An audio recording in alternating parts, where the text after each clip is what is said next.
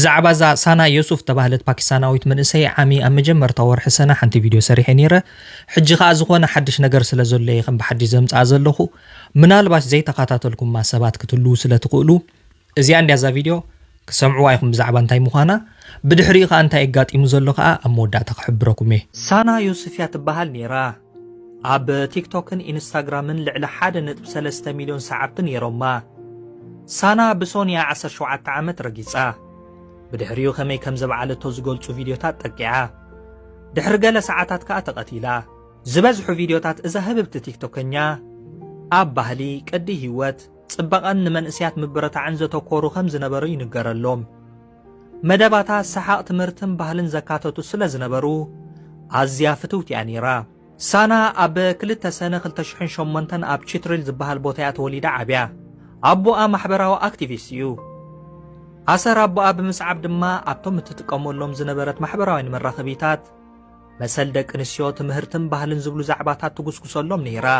ሳና ናይ ቀዳማይ ዓመት ናይ ሕክምና ትምህርቲ ከተጽንዕ ጀሚራ ከም ዝነበረት ይንገረላ በመሰረት ኤክስፕረስ ትሪቢዩን እቲ ዝቐተላ ወዲ 22 ዓመት መንእሰይ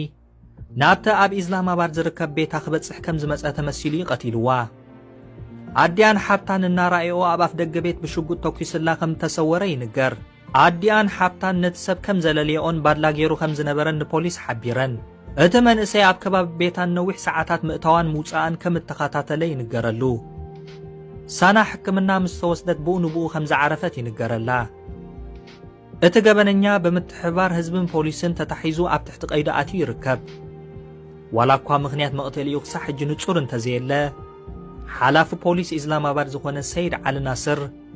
እቲ መንእሰይ ብኦንላይን ብዙሕ ይጽሕፈላን ንፍቕሪ ሓታ ከም ዝነበረ እንተኾነ ግና ከም ዘቕበጸቶ ጠንቁ ኸኣ ንሱ ክኸውን ይኽእል ይብል ገለኻ እዚ ገበን እቲ ኣብ ፓኪስታን ልሙድ ዝኾነ ክብረታዊ ቅትለት ከም ዝኾነ ይገልጹ እዚ ናይ ክብሪ ቅትለት ወይ ከዓ ኦነር ኪሊንግ ዝበሃል ንገለ ባህልና ወይ እምነት ናሕሲረንኦን ዝበልዎን ደቂ ኣንስትዮ ብስድረአን ኣዝማደን ወይ ከዓ ካልእ ዝግበር ቅትለት እዩ እቲ ዝቐተላ እዚ እዩ ዑመር ሓያት በሃል ወዲ 23 ዓመት እዩ ምኽንያት መቕተሊኡ ከዓ ከም ተሓላፊ ፖሊስ ዝበሎ ንፍቕሪ ሓታ ነይሩ ኣብያቶ ኣሕልል ምሰበለቶ ቅንኡ ከምኡ ገይርዎ بزخونه حجن من تايم تيو قدمت مالي مالت 19 ጉንበት 2026 ንሞት ተፈሪዱ بتوسخ نسدرا 2.5 ሚሊዮን ሩፒ ማለት ከባቢ $9,000 ክሕስካ ተፈሪድዎ እዚ ትዝክርዎ ዶ ቅድም ስምዕዎሞ ሰላም አዚያ ነለኩም ሓደ ረባሽ ዝኾነ መምህር ጎይቶም እምቃ ዝብሎ ለይት ምድር ገዛ መጽ ይغربሽኒ ኣብቲ ፌስቡክ ዝርብሻና ቀያኽለናሲ ለይት ምድሪ ካብ ደቡብ ለንደን ጠበልበል እንዳበለ ኖርት ለንደን መጽ ይሎ ተዛረብ ሕጂ ተዛረብ ዝብለብለይ ወዲየላ ዝብለብለይ አበለኩም ቶም ረብሽካና ገለመለ ኢልኩም ትጽሕፉ ለሆነ ግዜ ቀልጢፍኩም ኢንቦክስ ግበሩልም ኣብዛ ሁሉ አድረስ አብላ ከፋኑ የንገዙ አይሹዕ መዓልቲ አምላኽ አውጪኒ ተጨውየ ነይረ እዚ ረእይዎ ደሓን ክሪኤን እንዲዩ ጨዊን ነይሩ ሽዕ መዓልቲ ደሓን አምላኽ አውጪኒ ብሰላም ወጽ የለኩም መቸም ነይለኩም ብሰላም ትሪኢን ኣለኩም ብዝኾነ ናብ ቁም ነገር ክንምለስ ሓውና ጋዜጠኛ ተመስገን ደበሳይ ብዙሓት ኮት ፈልጡ ወይኹም ሓቀይ ዋ ዘይፈልጠ ሰብ አለ ድዩ Hello and welcome to this evening's news broadcast. تفضلوا ويكم كلاتكم حكي ايوه ተመስገን ደበሳይ ናይ ነዊሕ ዓመታት ተሞክሮ ዘለዎ ኣዝዩ ንፉዕ ጋዜጠኛ እዩ ንቋንቋታት እንግሊሽ ትግርኛን ዓረብን ከዓ ከማይሰት እዮም ኣዝዩ ንፉዕ ጋዜጠኛ እዩ Let's get more from our regional editor Temesgen Debesay now from our newsroom. Temesgen, what more do we know? Well, let me start with what you said, Rich. First of all, like you said,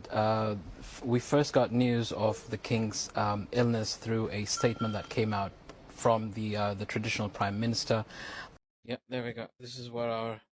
night times look like. Hello. I can't even see myself. There we go. Yeah, that's going to be David Harper doing the news in a minute. Let's hope he does it right. You. Let's see what you do. You realise you're supposed to go in there? Yeah, in a minute. This is where I have to sit in my own, my lonely. Oh, there you go. You know this is going to go on Facebook in a minute. ሕጂ ብዛዕባ እንታይ ክዛረብ መጽእ ዘለኹሞ ብዛዕባ እንታይ መዛረብ መጽእ ዘለኹ ቅድሚ ቅሩብ መዓልታት ሓንቲ ቪድዮ ዘርጊሐ ነይረ ሓዳጋት ወይ ድማ መሓርቲ ንኹን ምሕረት ክንገብር ክንክላለና ብዝብላ ርእሲ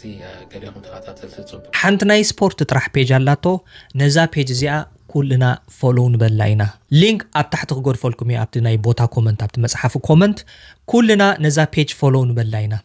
ይቕኒልይ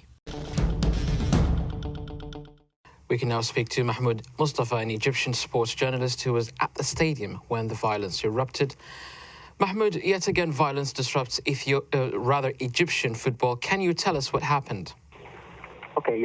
last night the match between Zamalek and NB was supposed to mark the first week of football fans' return to the stadiums after a ban was... ክቡራት ተኸታተልተይ እዛ መሶብ ናይ ኢንተርቴይንመንት ትብል ሓዳሽ ቻነል እያ ባህላውን ዘመናውን ፊልምታት ከዓ ከተእንግድያ ስለዚ ሳብስክራይብ ብምግባር ነዞም ኣሕዋትና ነተባብዓዮም ኢና ሊንክ ኣብ ቦታ ኮመንት ክገድፈልኩም እየ ስለዚ ሃየ ሳብስክራይብ ንግበር ኢና ይቕኒልይ እዞም ሰብኣይ ምዕሩኽ ዝሰረቑ ተንክፋሎ ምሳሕና ተንክፋሎ ድራርና ናት ክብል ሕዳ ምስ ኣፅፋሩ እኮ ዳ ሃየ ኢድና ሕልፍ ኮይኑ ወዲኡ ተሰኪፉ ዘሎ ድንቂ ናብይ ሕንጊድ ሰበይተይ ኮራይት ኣነ ረኺ ሒዛ ነዊት ንስኽዶ ከይትበልዕ ሸዊት እሱሲ ጠብኣይ ኣድገይ ደጠፊእኒ በለ ጥዑም ዘይወፃእ በዘይካ ንኡፈር ንኡፈር ተራይ ንበሪ ፅጋብ ክንሰዳሰር ንድኻ ሳብ ክንዲ ዝህቦ ይሕልሞ ዳ ኾኑ ነገሩ እምበር ይህናይ ዳ ውልከ ኣነ ዳ ኣብ ገዛይ ድብላዕ ዳ እምበር ሕጅካ ንኽየድ ከም ዘይፈቱ ግርም ጌርኩም ትፈልጡ ዲኹም ደስኩ ትዕብርኒ ኢኹም ደሊኹም እሞ እቶም ዳጡም ፀሓወይ ምሳና ተደረቡ ተበሉና ኸ ክልተ ሓዳርፊ ኣብ ሓደ ገዛ ክድርና ወይ ወያነይ ድስበራ ነዛ ምሕላም ክትከድእኒ በኒ ኣይትርብሕ ኢልክ እምበሪ ኣቦይ ዝግሲ ነትበረት ወርቂ ገይረኻ ዝንበልካ ክብለኒ ይጸኒሑ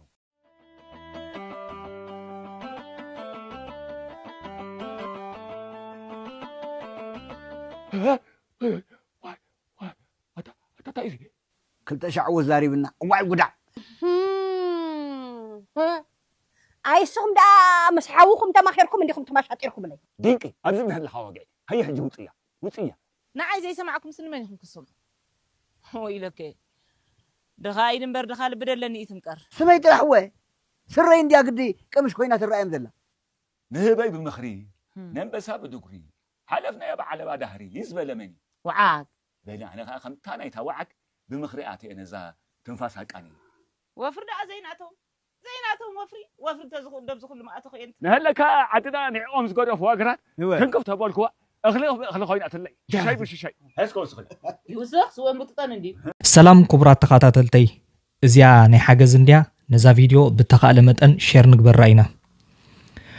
ህፁፅ ሓገዝ ስለ ኣብ ኣፍሞት እትርከብ ህፃን ኣብ መላእ ዓለም እትርከቡ ኤርትራውያን ኣሕዋተይን ኣሓተይን ኣብ ሂወትኩም ጥዕና እናተመነኹ ኣነ ሰላማዊት ሓጎስ ተባሃልኩ ምቕማጠይ ኣዲስ ኣበባ ቅድሚ ሕጂ ሓገዝ ጌርኩምለይ ነርኩም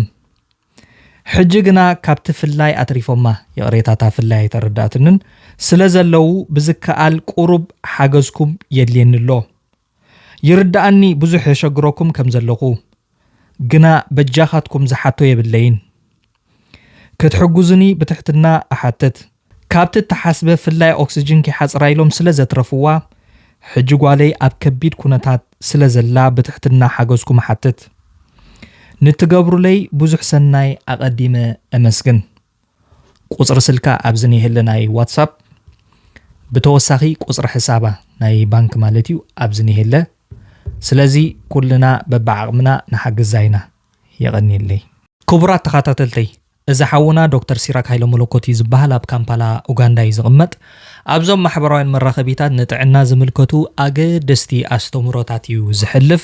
ኣዝዮም ጠቐምቲ ኣስተምህሮታት እዮም ኣብቲ ናቱ ፔጅ ኣቲኹም ክትከታተልዎም ትኽእሉ ኢኹም እስኪ ቁሩብ ሞ ንስማዓዮ ብዛዕባ እቲ ኣስተምህሮታቱ ይኮንኩን ክዛረብ መፅየ ዘለኹ ግን ቁሩብ እስኪ ንስማዓዮ ናይ ስንኹም ብራሽ ኣብ ሽንቲ ቤት ጥራይ ትገድፍዎ ከይትኾኑ ከምኡ እንተደኣ ኮንኩም እዛ ቪድዮ ንዓኹም እያ ሰላማት ቤተሰብ ዶክተር ሲራክ የምሳኹም ዘለኹ ሎሞ ዓንቲ ሒዘልኩም መፅየ ዘለኹ ናይ ስናና ብራሽ ኣብ ሽንቲ ቤት ምስ ንገድፎ ክመፀና ዝኽእል ፀገማት እዩ ብዙሓት መፅናዕትታት ከም ዘርኣዮ ብራሽ ኣብ ሽንቲ ቤት ምስ ንገድፎ ዝተፈላለዩ ዓይነት ባክቴርያ ክብክልዎ ይኽእሉ እዚ ድማ ቶይለት ስፕሬይ ዝበሃል ኣሎ ቶይለት ስፕሬይ ማለት እቲ ሽንቲ ቤትና ፍላሽ ክንገብር ከለና ማይ ክንደፍኣሉ ከለና ደቀቕቲ ማይ ነጠብጣባት ናይ ማይ ባክቴርያ ዘለዎም ናፍቲ ነቲ ሽንት ቤት ነቲ ገዛ ይመልእዎ ሞ ከምኡ ድማ ነቲ እዚ ሓውናን መሳርሕቱን ሓደ ዓቢ መደብ ከፊቶም ኣለዉ ንሱ ከዓ ኣብ ካምፓላ ንዝርከቡ ኤርትራውያን ስደተኛታት ሓደ ናፃ ትምህርቲ ቋንቋ እንግሊዝ ካልእ ከዓ ጥዕናዊ ምኽሪ ንኽልቲኡ ዝሓቆፈ መደብ እዮም ከፊቶም ዘለዉ ሕጂ ሓገዝ ግን የድልዮም ኣለዉ ሓንቲ ናይ ጎፋንድሚ ሊንክ ከፊቶም ኣለዉ 5 መዓልቲ ጌራሲ ክሳብ ሕጂ $160 ጥራሕ ተዋፂሎም ዘሎ ስለዚ ሃየ ኩልና በብዓቕምና ንሓግዞም ኢና እቲ ሓሲቦሞ ዘለዉ መደብ ዓቢ መደብ እዩ ስለዚ በጃኻትኩም ነዞም ኣሕዋትና ኩልና በብዓቕምና ንሓግዞም ኢና እቲ ሊንክ ኣብ ቦታ ኮመንት ክገድፈልኩም እየ እታ ሊንክ ብምኽፋት ዓቕምና ንሓግዞም ኢና ይቐኒለይ